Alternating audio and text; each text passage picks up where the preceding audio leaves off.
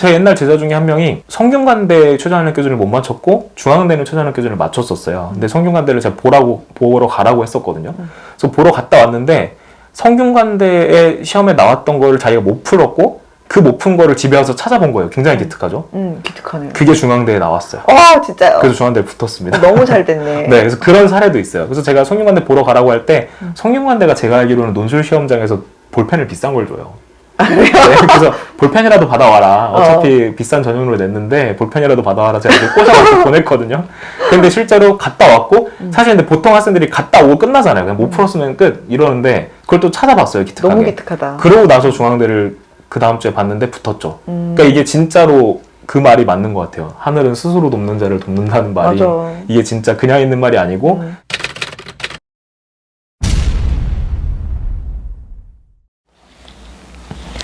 안녕하세요. 대치고입니다. 네, 오늘 저희 이 녹화 기준으로 해서 지금 저희가 이제 오늘이 사실은 수능 다음 날이에요. 어제 수능 보시느라고 우리 수능 본 친구들 너무너무 수고 많으셨고 고생 많으셨고 잘 본 친구들은 잘 본 대로 못 본 친구들은 못 본 친구들대로 또 이런저런 마음도 많이 들고 심란하고 막 하실 텐데 하루 이틀 정도는 조금 마음 편안하게 좀 먹으셨으면 좋겠고 하지만 우리가 원서 영역이 남아있잖아요. 그래서 혹시 만약에 조금 기대만큼 못 봤다 하는 친구들도 너무 실망하지 않고 남은 시간 동안에 열심히 좀 잘 준비해서 나중에 후회하지 않게 좀 했으면 좋겠습니다. 그래서 저희가 오늘 같은 경우는 제가 또 어렵게 전에 한번 모셨던 분을 제가 힘들게 바짓가랑에 붙잡고 모시고 왔어요. 저희 입시센터의 센터장님이시죠? 이 영상을 보시면서 혹시 정시 원서를 써야겠다라고 생각하는 친구들, 그 다음에 학부모님들 같은 경우는 이제 모를 수가 없는 이름인 엔젤스팀의 대표이신 조영탁 저희 센터장님 모시고 이번에 2023 입시에 대해서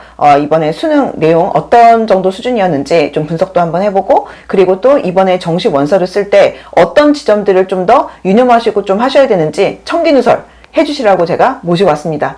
네, 센터장님 저 인사 좀 해주세요. 네, 안녕하세요. 엔젤스 컨설팅팀 운영하고 있는 조영탁입니다.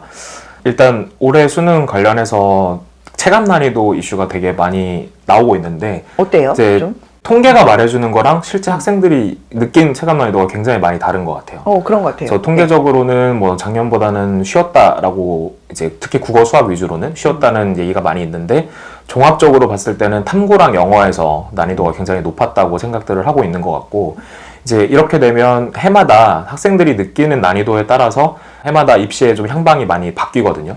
그래서 올해 좀 정시 입시가 생각보다 쉽지는 않겠다라는 생각이 좀 들고 근데 이제 그만큼 학생들이 다 같이 어렵게 느꼈다는 점은 모두에게 공통적으로 영향을 미치는 거니까 너무 지금 현재 표시되는 원점수가 안 좋다고 해서 실망하실 필요는 없을 것 같고 지금부터 전략을 잘 짜서 대응하시면 또 충분히 좋은 결과 얻으실 수 있을 거라고 생각합니다. 그러면은 오늘 그 전략들 풀어주시는 거죠? 네, 일부 좀 말씀을 드리고 일부면 안 되는데. 네. 근데 이제 이게 또 모두가 다 아시게 되면 안 되니까 모두가 아셨을 때 영향을 감안해서 제가 청기 누설을 해보도록 하겠습니다. 네, 감사합니다. 저 그러면은 요번 수능, 요번 입시 좀 가장 큰 특징 처음에 하나부터 꼽자면은 뭐부터 꼽을 수 있을까요? 이제 대한민국 역사상 처음으로 이과가 더 많은 수능이었다고 요번에 생각이 되는데요. 이제 작년 기준으로 했을 때는 이제 문과 학생이라고 보통 얘기할 수 있는 확률과 통계 선택자가 대략 전체에서 51.6% 정도 됐었어요. 이제 이 인원은 응시를 하겠다라고 한 인원이 아니라 실제 응시자 기준으로 말씀을 드리는 건데 작년에 통합수학을 수능 시험장에서 보겠다고 한 학생들은 48만 3,600명 정도였는데 실제 응시자는 43만 명이 조금 안 됐거든요. 42만 9,799명이 실제로 수학 시간에 시험장에 앉아 있었고 그 인원 중에서 확률과 통계로 응시를 했던 실제 응시자 수가 22만 2천 명 정도로 51.6%. 그 다음에 나머지가 미적과 기하를 합쳐서 이제 48.4% 정도가 이과 인원이었어요, 사실상.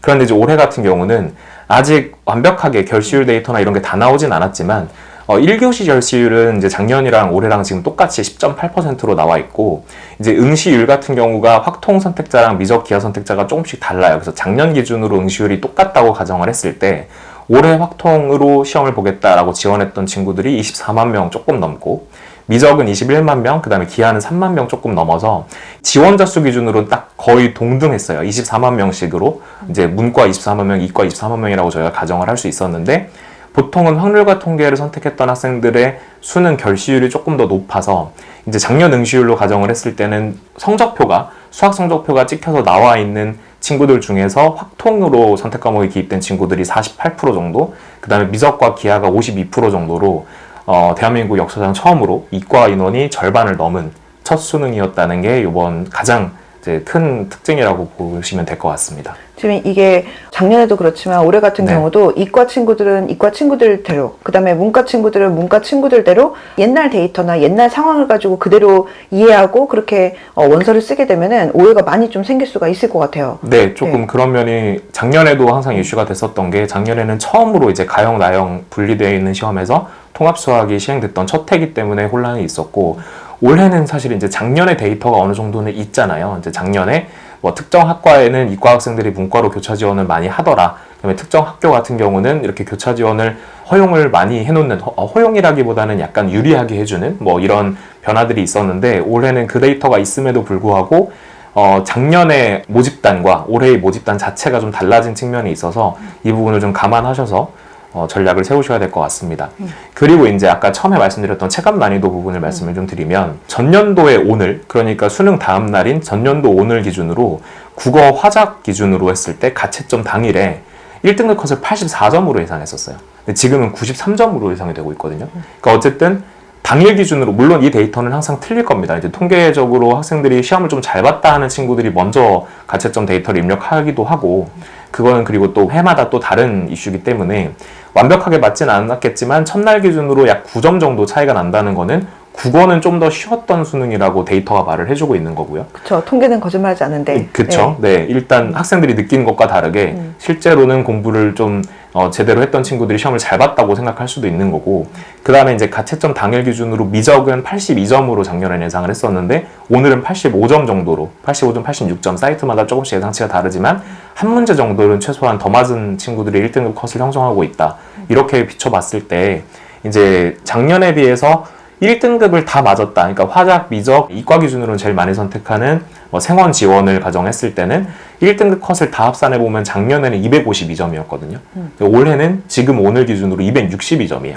그러니까 대략 원점수 기준으로 한 10점 정도 더 쉬웠다고 느껴야 되는 그런 시험이었다. 근데 영어가 네. 많이 어렵고 하다 보니까 학생들의 체감 난이도가 네. 아무래도 영어는 이제 맞아요. 원점수 그대로 반영은 안 되다 보니 본인이 받았던 점수랑 그다음에 입시에서 활용되는 점수랑 좀 달라서 좀 더 약간 체감 난이도가 센 것 같아요. 근데 네. 어쨌든 성적표를 받으면 또 친구들이 받는 느낌이 좀 다르긴 하겠죠. 네. 그리고 이제 생원 지원 같은 경우 제가 이제 제일 많이 선택하는 조합 기준으로 말씀을 드렸는데, 사실은 생원 지원은 작년과 거의 동질적인 시험이었다라고 지금까지는 파악이 되고 있어요. 그런데 다른 과목들은 또 이제 난이도가 많이 달랐기 때문에 또 생원 지원 선택 이외의 학생들은 더 어렵게 느꼈을 수도 있겠다는 생각이 들고요. 문과 친구들도 얘기 좀 해주세요. 네, 문과 기준으로는 이제 국어는 똑같은 얘기고, 확통 기준으로 작년도 오늘에는 85점을 1등급 컷으로 예상을 했었고요. 물론 이것도 틀렸습니다, 나중에는. 그런데 오늘은 88점으로 예상이 되고 있어요. 그러니까 전반적으로 수학이 약간은 쉬웠다라고 파악하시는 게 맞을 것 같고요. 아주 살짝. 네, 아주 살짝. 그 다음에 생윤과 이제 사문을 제일 많이 선택을 하니까 그거 기준으로 좀 말씀을 드리면, 전년도에는 생윤의 1등급 컷 예상치가 45점, 올해는 44점인 상황이라서 뭐 크게 차이가 나지 않는다고 파악을 할 수 있고, 다만 사문은 이제 전년도에 46점으로 예상을 했었는데 오늘은 42점으로 예상이 되고 있습니다. 그러니까 사문 선택한 학생들은 조금 어렵게 느꼈을 확률이 높고요. 특히 뭐 제가 아까 좀 보니까 정답률이 3%밖에 되지 않는 문항이 3%? 네, 문항이 있더라고요. 그래서 이제 이런 거는 사실은 출제를 하신 분들이 조금 더 생각을 좀 잘 해주셨어야 된다고 생각해요. 저는 그쵸. 개인적으로. 왜냐하면 찍는 것보다 낮은 정답률이 나온다는 거는 어떤 면에서는 모든 학생들이 정확한 판단을 못하게 만드는 문제였다고 생각이 되기도 해서 이건 좀 그쵸. 문제가 있는 것 같은데, 어쨌든 까다롭게 좀 출제가 됐다. 그래서 문과 기준으로는 작년에 이제 제일 많이 선택하는 조합 기준으로 1등급 컷을 다 합산해보면 260점 정도로 예상이 됐었는데 오늘은 267점 정도로 추산이 되고 있습니다. 그러니까 뭐 작년 기준 7점 정도 더 쉬었다라고 느꼈을 확률이 있다. 이렇게 보시면 될 것 같아요. 근데 확실히 영어가 확실히 어렵다 보니까 어쨌든 학생들 입장에서 문과든 이과든 네. 체감 난이도도 확 올라가고 네. 그다음에 또 최저 맞추는 것도 또 힘들어지고 하는 부분들이 있다 보니까 이번에 영어 같은 경우가 아무래도 학생들한테 굉장히 좀 스트레스를 많이 줄 것 같아요. 영어 한번 얘기 좀 해주세요. 네, 그러니까 듣기부터 어려웠다고 하더라고요. 이제 듣기 녹음 상태의 어떤 속도가 옛날보다 되게 빨랐고, 문법이나 뭐 이런 데에서도 학생들이 생각 못했던 요소들이 많이 나왔다고 얘기가 되는데, 그래서 제가 이제 영어 선생님들 몇 분이랑 인강하시는 영어 선생님 몇 분이랑 좀 얘기를 해봤는데 의외로 1등급의 비율은 그렇게 많이 차이 나진 않을 것 같다는 의견들을 좀 주시더라고요. 네. 작년에 이제 6.25%가 1등급을 받았었는데 올해는 6%까지는 안 될 것 같고 5%대 정도지 않을까. 확실히 어렵긴 어려웠네. 네, 어렵긴 어려웠죠. 그런데 이제 이게 사실 근데 느끼시기에 6.25나 5나 요 정도 차이보다 더 많이 어려웠다라고들 생각을 하시고 계실 거예요. 지금 보시는 분들께서. 이제 그 이유가 전년도에는 2등급까지 인원수가 21.6%까지였거든요. 근데 올해는 2등급이 좀 많이 없어질 것 같다. 그러니까 체감 난이도가 높았던 그 이유가 이제 90점대 이상 학생들은 그렇게 많이 줄진 않을 거고 80점대 이상 학생들이 작년에는 21%가 넘었는데 올해는 그만큼은 2등급이 안 나올 것 같다 이렇게 생각을 하고 계시더라고요. 그래서 이제 혹시 보고 계시는 분 중에서 영어 1등급을 못 받았다 하시더라도 크게 실망하실 필요는 없는 게 이제 작년에는 2등급에서 3등급 넘어갈 때가 말하자면 타격이 컸던 거죠. 2등급이 워낙 많았으니까. 근데 올해는 2등급도 생각보다 많진 않을 거다 이렇게 예상을 하신다면 감점 폭이 엄청나게 크리티컬한 타격을 주진 않을 거다 이렇게 좀 생각하셔도 될 것 같습니다. 아직 원서 영역까지는 또 시간도 길게 남아있으니까 네. 너무 실망하기보다는 남은 시간 전략을 좀 잘 짤 필요가 있을 것 같아요. 한 달도 넘게 남았죠, 사실. 그렇죠. 네. 이 남은 시간 어떻게 준비하느냐, 뭐 학교별고사 같은 경우도 그렇고, 네, 이런 부분들을 좀 생각을 하셔야 되지 않을까 싶어요. 그러면은 좀 더 구체적으로 이과 학생들은 이과 학생들대로, 네. 문과 학생들은 문과 학생들대로 아직 완벽한 성적표를 받지는 못했지만 그래도 지원 가능한 선 어디 정도쯤이면 된다? 이거 좀 어느 정도라도 좀 네. 잡아주셨으면 좋겠어요. 네, 일단은 뭐 정말 러프한 기준이긴 하지만 일반적으로 학생들이 제일 많이 선택하는 과목 기준으로 이제 화작, 미적, 생원 지원 기준으로 먼저 좀 설명을 드리면 의대를 가시는 데 필요한 점수가 제 생각에는 한 280점. 그러니까 280점? 지금 말씀드리는 기준은 아직은 원점수가 조금 더 직관적으로 와닿는 데이터이기 때문에 원점수를 국어, 수학, 탐구 다 더한 값을 말씀드리는 거예요. 그러니까 300점 만점 기준으로 했을 때 의대를 가시는 데 필요한 점수가 한 280점 정도 이상일 것 같고 치대가 그거보다 조금 한 문제 정도 더 빠져서 한 276점이나 275점 정도까지 그 다음에 메디컬 계열을 지원하는 데에는 이제 한의대 약대까지가 한 272.3점 그리고 270점 이상 정도가 이제 수의대까지를 포함한 전부 다 메디컬까지라고 봐주시면 될 것 같아요. 근데 이제 이 위에서부터는 이제 메이저 의대 지원서는 290점이 좀 넘어야 될 것 같아서 근데 이 부분은 또 학생들이 얼만큼 최상위권 학생들이 실수를 안 하고 많은 문제를 다 꼼꼼하게 맞췄느냐의 싸움이기 때문에 아직 정확한 추정이 좀 힘들긴 하지만 그쵸. 대략 280점 이상이면 전국 누적 백분위 기준으로 한 1%대 안쪽에 들어온 학생이다 이렇게 보시면 될 것 같고요. 그 다음에 이제 서울대를 지원하고 싶은 학생들 기준으로 이제 이 학생들은 저희가 지원 생투 기준으로 먼저 추산을 해보긴 했는데 270점대 초반 정도가 될 것 같아요.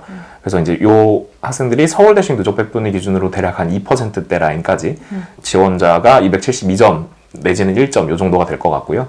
그 다음에 연고대, 공대 점수가 이제 그거보다 조금 아래라서 이제 260점대 중후반부터 연고대를 지원하시고 이제 성균관대, 한양대까지를 안정권으로 쓰시고 뭐 이런 선이라고 보시면 될 것 같습니다. 근데 제가 모든 학교에 다 점수를 말씀드리긴 힘든 게 이제 이 아래서부터가 사실은 더 편차가 커지기 때문에 지금 시점에서 확정을 해서 말씀드리기 좀 힘들고 그쵸. 제가 굳이 오늘 그래도 이 말씀을 드리는 이유는 이제 대학별 고사를 응시를 하셔야 되냐 마셔야 되냐 그쵸. 이런 거에 대한 판단이 좀 어려우실 것 같아서 한번 좀 대략적인 가이드라인을 말씀드려봤습니다.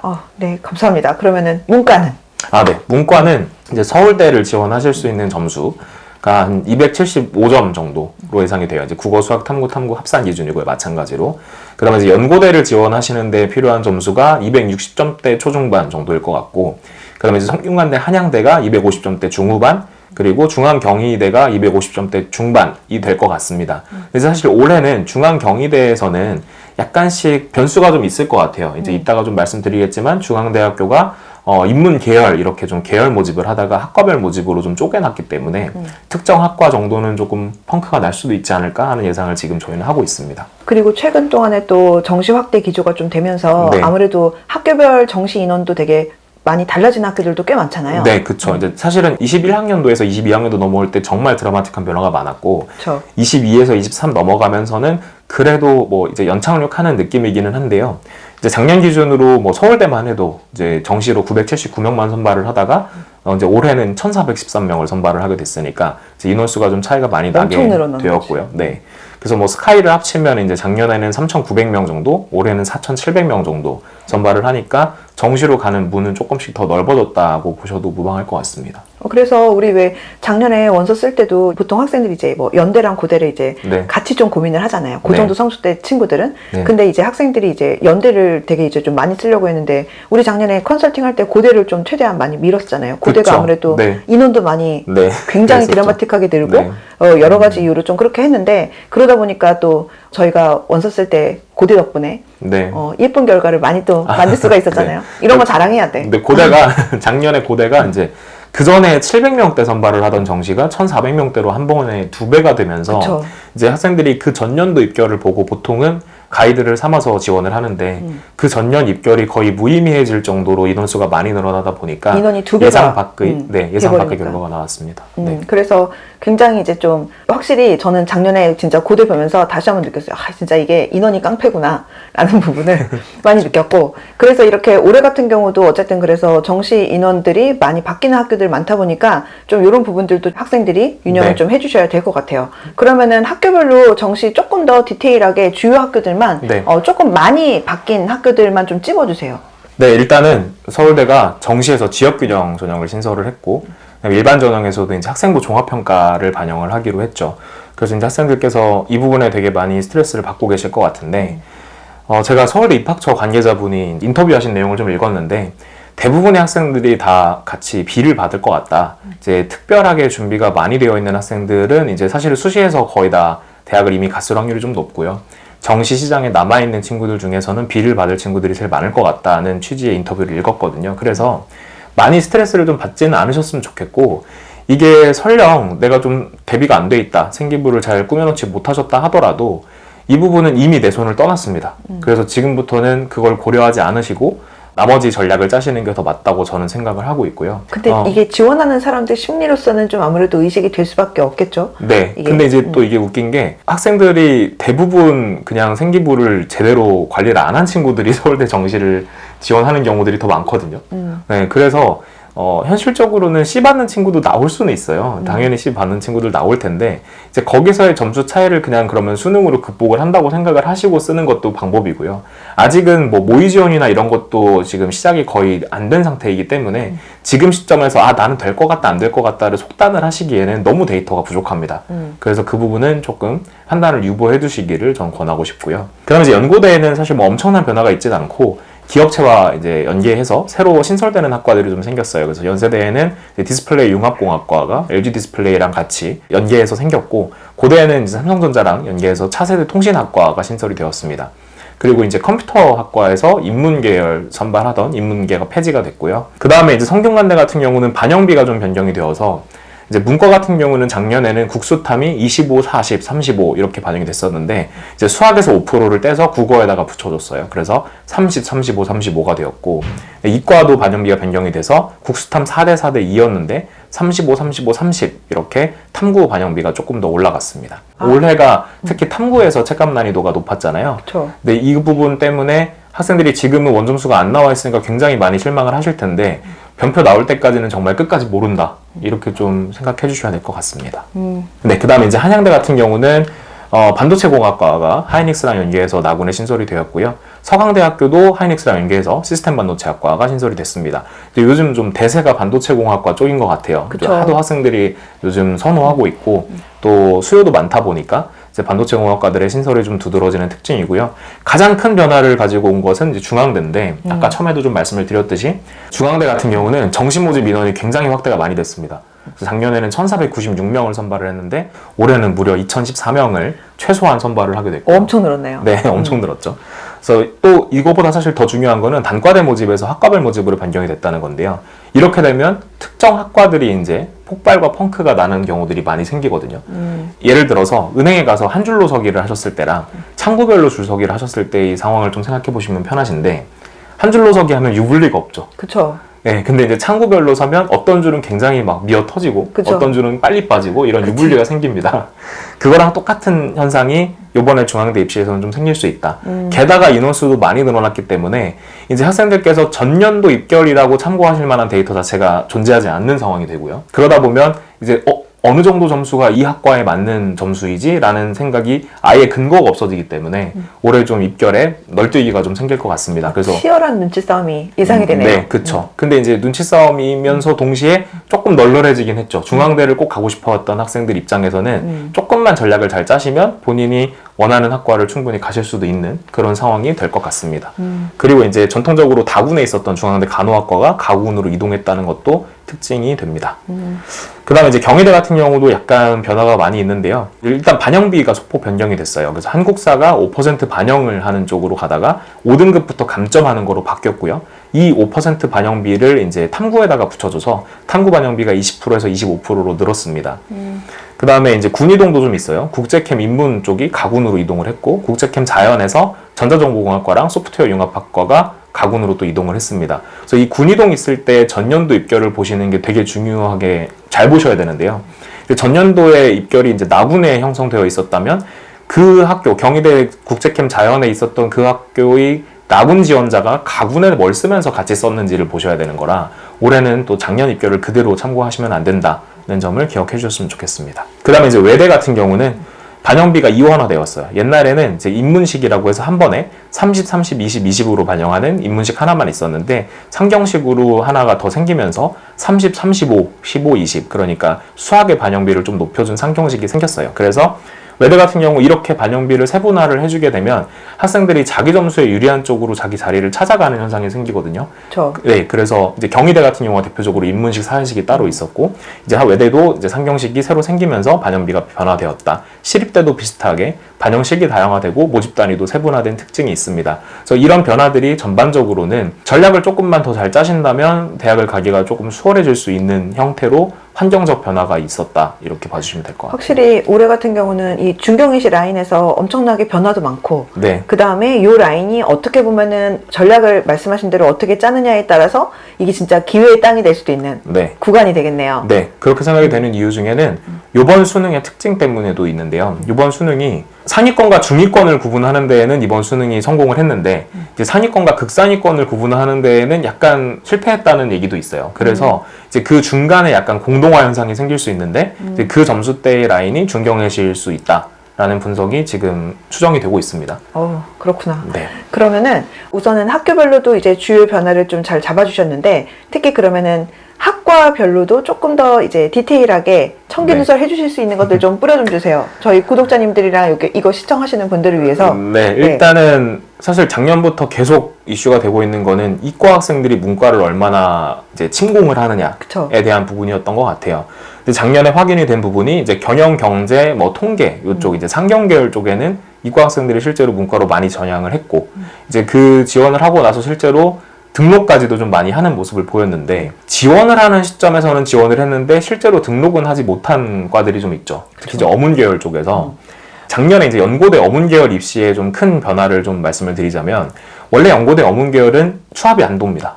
아예 한 명도 안 돌거나 아니면 한 명 정도 돌거나. 왜 안 돌까요? 이제 이렇게 쓰는 친구들이 서성안을 잡아놓고 연고대를 쓰기 때문이죠. 그러니까 서성안과 연고대를 동시에 붙었을 때 서성안에서 사회계열이 붙어도 연고대를 문과 쪽에서 어문계열을 충분히 가고 싶어하는 학생들이 있었던 거예요. 근데 이제 작년 같은 경우에 이과 학생들이 연고대 어문계열이 일단 연고대니까 지원을 했다가 합격을 하고 나서 생각해보니까 못 다니겠는 거죠. 그치, 힘들지. 네, 아무래도 이제 저 같은 경우도 저도 문과였지만서도 어문계열 입학해서 만약에 학교 다니라고 했으면 힘들었을 것 같아요. 저는 또 어학적인 소질이 없기도 하고 아예 애초에 관심이 없었던 이과 학생들 같은 경우에는 더 다니기 힘들었을 거라서 합격을 하는 시점까지만 있었다가 추합으로 많이 자리를 내줬어요.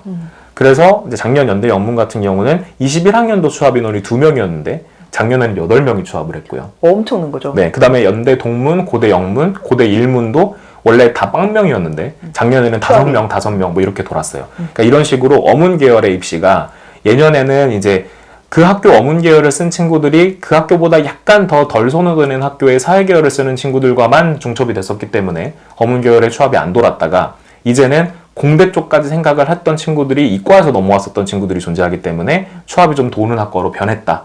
이렇게 어문계열 입시에 대한 총평을 좀 할 수 있을 것 같습니다. 어문순한 친구들은 그래서 예년의 그런 어떤 패턴 흐름을 그대로 생각을 하면은 좀 안 될 것 같아요. 네, 그렇죠. 그래서 작년 추합 인원을 좀 잘 보시면서 그 전년도 것보다는 작년 인원수를 좀 더 고려하시는 게 맞을 것 같고요. 다만 이런 건 있습니다. 이과 학생들이 애초에 이제부터 어문계열을 좀 덜 쓸 수도 있긴 해요. 전년도의 학생들의 얘기를 좀 들었을 수 있죠. 그렇죠. 네, 이건 아닌 것 같다. 네, 붙었었는데 도저히 못 다니겠더라 뭐 이런 얘기를 들었을 수도 있어서 그쵸. 이 부분도 좀 주시해 보시면 재밌을 것 같습니다. 네. 그러면은 이제 아무래도 그 학생들이 가장 좀 최근에 선호하는 건 아무래도 전문 직종으로 갈 수 있는 네, 학과들이잖아요. 네.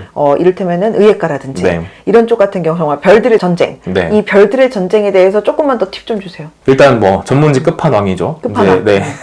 의예과 선발 인원 같은 경우는 사실 전년과 그렇게 엄청 차이가 많이 나진 않고요. 전년과 대동소이한데 특징적인 부분이 올해 이제 서울대에서 역시 지역균형을 10명을 선발을 하기로 했기 때문에 서울대 의대를 가는 문이 30명이 아니라 이제 정시에서 40명이다.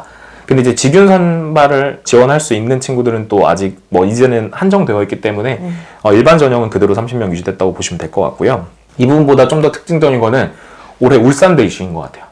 이제 울산대에서 원래 아산병원에서 거의 수련을 하고 하면서 수업도 거의 서울에서 했다고 해요. 그렇죠. 1학년만 빼고. 네, 뭐 그랬다고 그쵸. 하는데 네. 교육부에서 뭔가 이렇게 네, 이슈가 터졌죠. 권고가 나와서 울산대학교 실제 이제 울산에 있는 울산대학교 캠퍼스에서 최소한 3, 4년 정도를 공부를 해야 되는 쪽으로 변화가 됐다고 합니다. 물론 울산대가 뭐 그것만으로 학생들이 선호도가 떨어지지는 않겠으나 기본적으로 최상위권 입장에서는 이제 울산대를 조금 덜 쓰려고 하는 의도가 생길 수도 있다고 생각해요. 그쵸. 특히 수도권 학생들 입장에서는 아무래도 네, 크죠. 집 근처에서 좀 다니고 싶은 거는 당연한 거라서 이제 그 부분이 약간 변수가 될 수 있을 것 같고 이게 이제 나비 효과처럼 생길 수 있는 거는 이제 작년에 같은 경우에 이제 울산대는 작년 올해 둘 다 10명씩만 선발을 하거든요. 그래서 10명만 선발을 하다 보니까 워낙 또 들어가기도 힘들고 했었는데 울산대가 실제로 작년에 그래서 입결이 굉장히 높았어요. 성균관대보다도 훨씬 높은 입결을 형성을 했었고 워낙 조금 뽑으니까. 네, 인원이 적다 보니까 더더욱 쉬웠고요. 이제 입결이 높아지기가 좀 쉬운 구조이기도 했고 그리고 이제 카톨릭대가 작년에는 메이저 의대 중에서는 좀 성적대가 많이 낮아졌었는데 그 이유가 옛날에 서울대 의대를 지원을 하는 친구들이 소위 말하는 서울대, 나군에서 그쵸? 서울대 의대를 쓰면 네. 가군에서 자기 나름대로 안전카드를 하나를 잡아야만 나군의 서울대를 도전을 해보기가 쉽잖아요. 그런데 이제 그 중에서 선택하기가 울산대를 선택하기가 좀 까다롭죠. 10명밖에 안 되고 이제 연세대는 44명이나 선발을 해주고 예년에는 늘 연세대 의대를 쓰고 서울대 의대를 쓰는 게 패턴이었는데 그쵸. 작년에 연세대 이제 면접이 처음으로 생겼죠. 네, 신설이 되면서 정시에서. 네, 그 면접이 좀 부담스러우니까 학생들이 카톨릭대를 많이 잡고 서울대를 썼어요. 내가 점수가 아무리 충분히 좋아도 면접을 못 보면은 연대를 떨어지게 되면 서울대가 어떻게 될지 모르는 상황이니까 그렇죠. 부담스럽죠. 네. 네. 그래서 이제 그 리스크를 회피하기 위해서 학생들이 카톨릭대를 많이 썼고 그러다 보니까 카톨릭대가 입결 기준으로 조금 내려왔습니다. 그렇죠. 많이 이제 빠져나가 버리니까. 네, 카톨릭대랑 서울대 중복 합격자가 좀 있었다는 뜻이죠.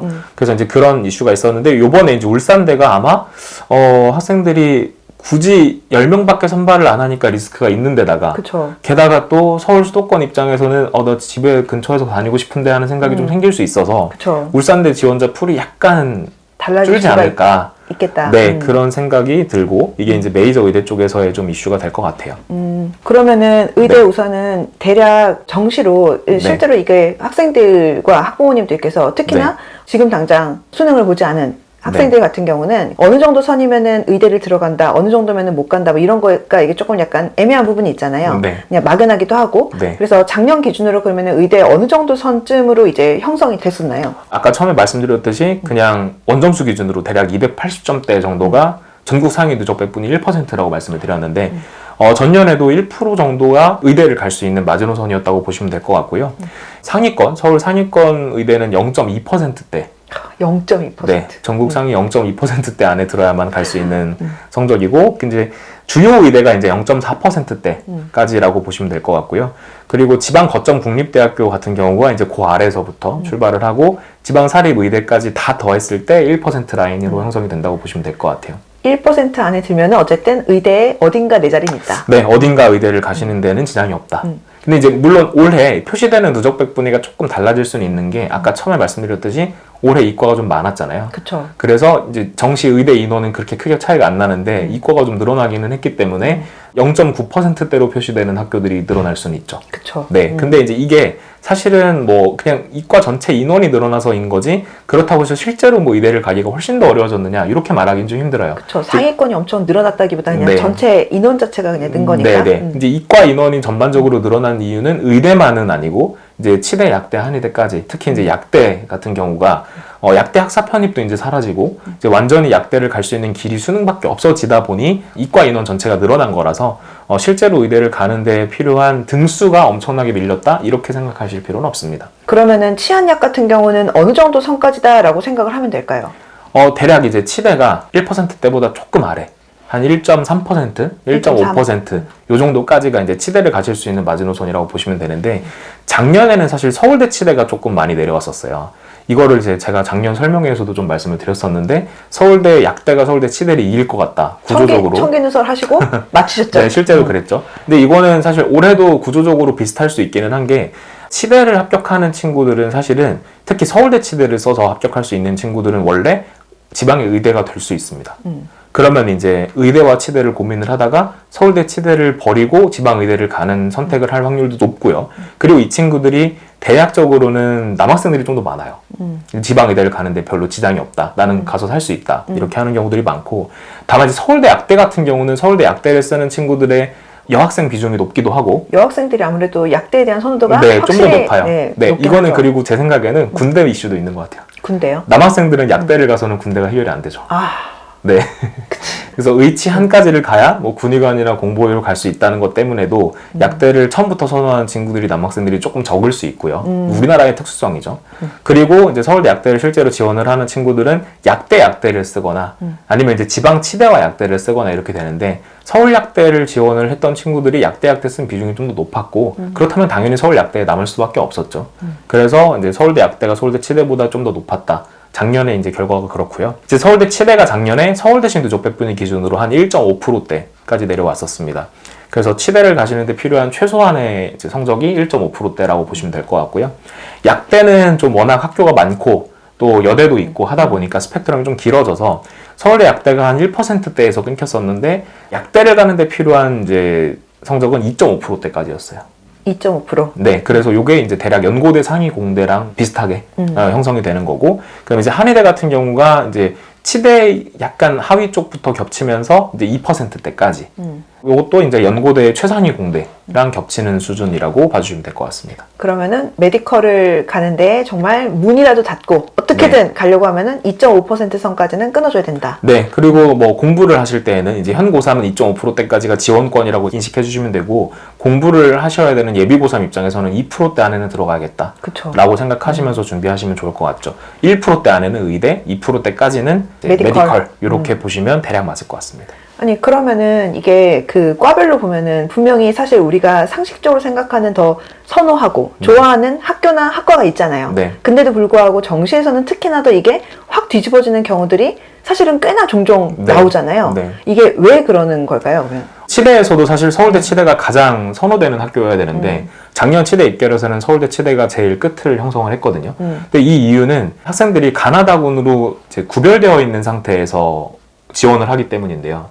그냥 원하는 학교 3개를 골라봐라 라고 지원을 시켰다면 아마 선호도대로 입결이 나올 수도 있어요. 펑크 없이. 네. 그런데 원하는 학교 3개가 아니라 군별로 가군, 나군, 다군을 뭉쳐놓고 그 중에서 골라라 하기 때문에, 예를 들어서 내가 나군에 지원한 학교에 좀 더 마음에 드는 학교가 있고, 가군에 지원한 학교에는 가군 중에서는 나의 베스트 초이스였는데 내 가나다군 전체 조합에서는 베스트가 아니었을 경우에 이동을 하는 현상이 생기고, 그쵸. 이동을 하고 나면 끝나는 게 아니라 충원 합격을 통해서 모집 인원만큼 다 끌어올려야 되기 때문에 끝자락이 어떻게 될지가 이 군의 이동에 따라서 많이 좀 차이가 나는 거고요.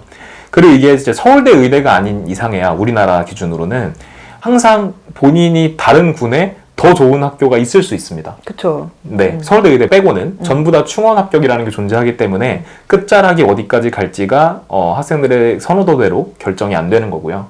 이제 그러다 보니까 입결이 펑크 났던 경우에는 대부분 상위권 학과가 펑크가 나죠. 이를테면은 이과에서는 뭐 네, 이과에서는 컴퓨터공학과, 문과에서는 경영학과가 꼴찌를 하는 경우들이 생겨요.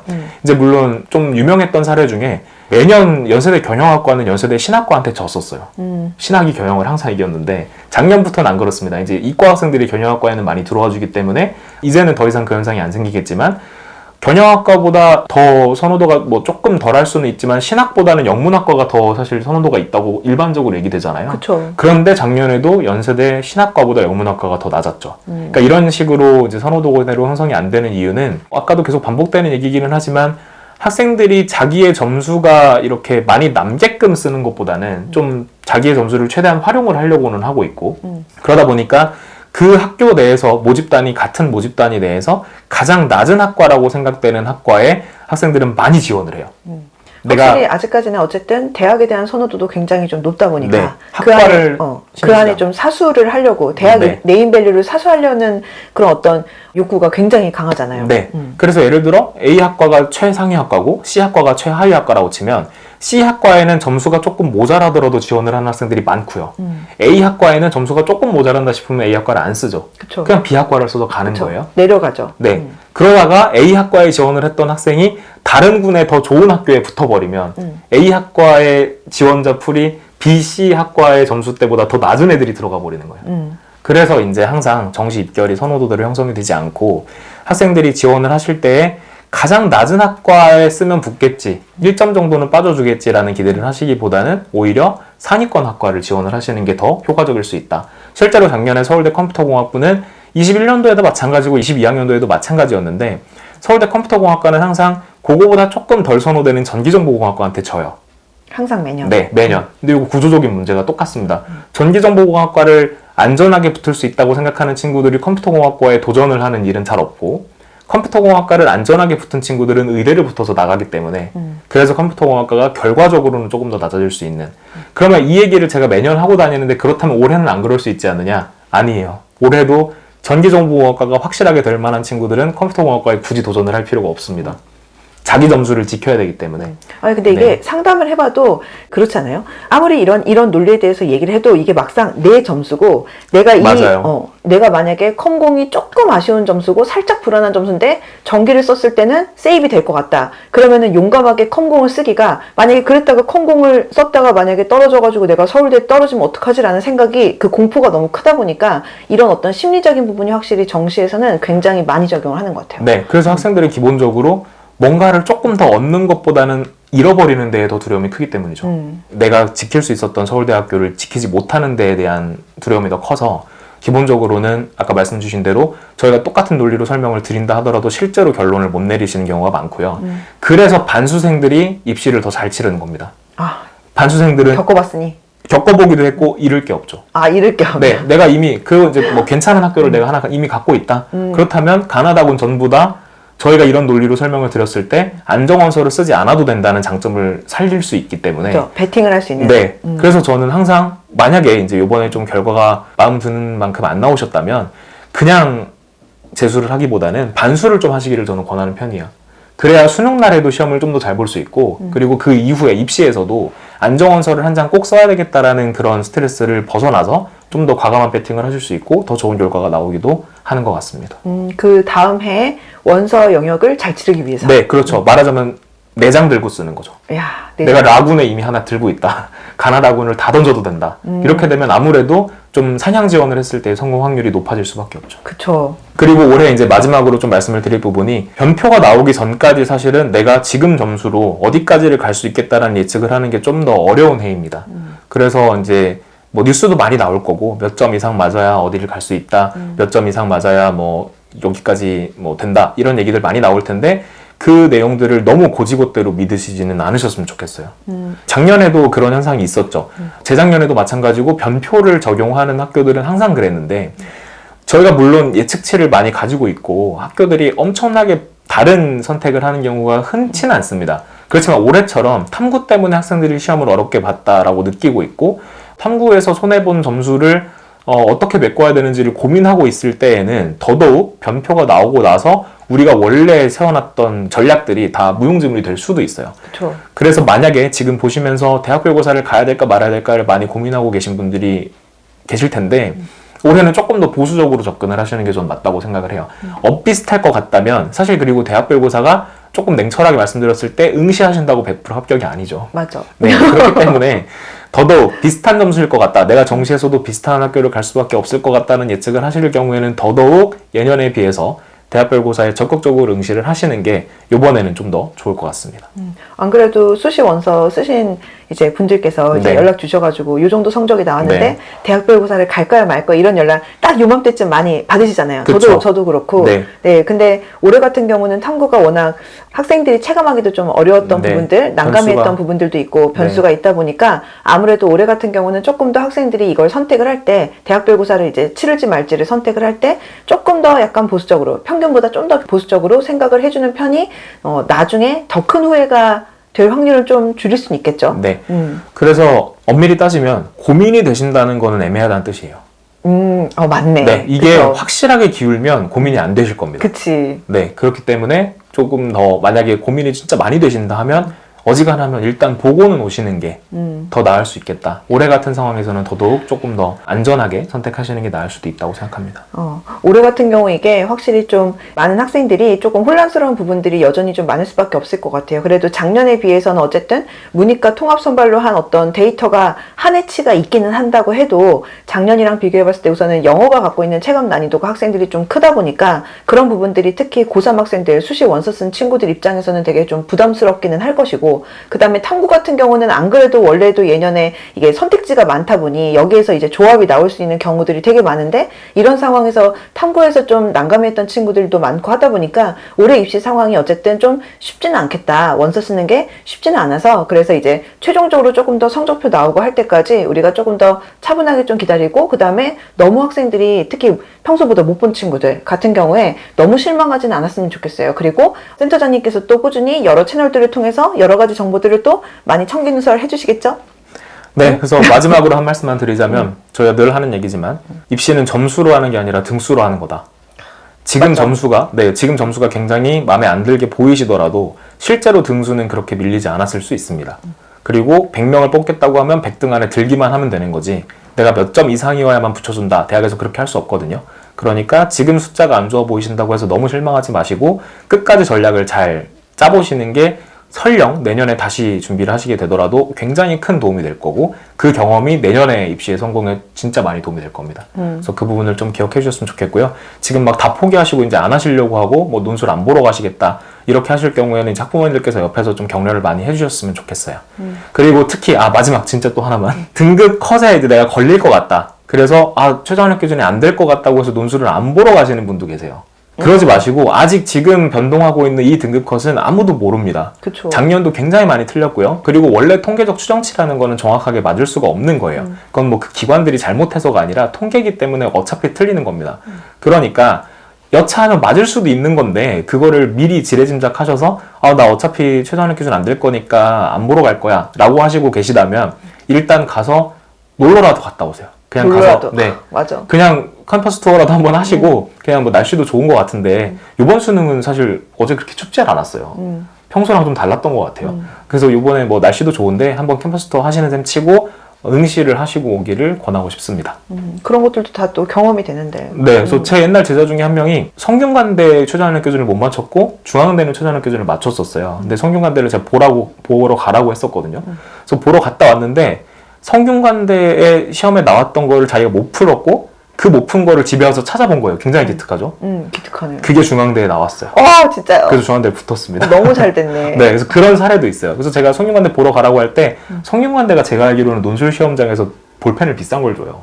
네, 그래서 볼펜이라도 받아와라. 어차피 비싼 전형으로 냈는데 볼펜이라도 받아와라. 제가 이제 꽂아서 보냈거든요. 근데 실제로 갔다 왔고 사실 근데 보통 학생들이 갔다 오고 끝나잖아요. 그냥 못 풀었으면 끝 이러는데 그걸 또 찾아봤어요. 기특하게. 너무 기특하다. 그러고 나서 중앙대를 그 다음 주에 봤는데 붙었죠. 그러니까 이게 진짜로 그 말이 맞는 것 같아요. 하늘은 스스로 돕는 자를 돕는다는 말이 맞아. 이게 진짜 그냥 있는 말이 아니고 뭐 이런 비슷한 사례가 있었던 것처럼 사람 일은 진짜 몰라요. 네, 그리고 사실은 최저학력 기준의 컷이 변동돼서 내가 충족이 될 수도 있는 거잖아요. 그쵸. 네, 똑같은 문제가 나온다 이게 아니라 최저학력 기준은 지금은 진짜 믿을 수 없다. 그러니까 좀 적극적으로 응시하시기를 권해드리고 싶습니다. 네. 우리 학생들 어쨌든 성적대를 얼만큼 어느 정도 받고 그 다음에 평상시보다 얼마나 잘 보고 못 받는지를 떠나서 우리에겐 아직 원서 영역 있잖아요. 네. 그렇기 때문에 다들 기운 내시고 힘내셨으면 좋겠습니다. 저희 채널에서 또 다양한 도움이 될 수 있을 만한 소식으로 또 찾아뵙도록 하겠습니다. 여기까지 하도록 하겠습니다. 감사합니다. 감사합니다.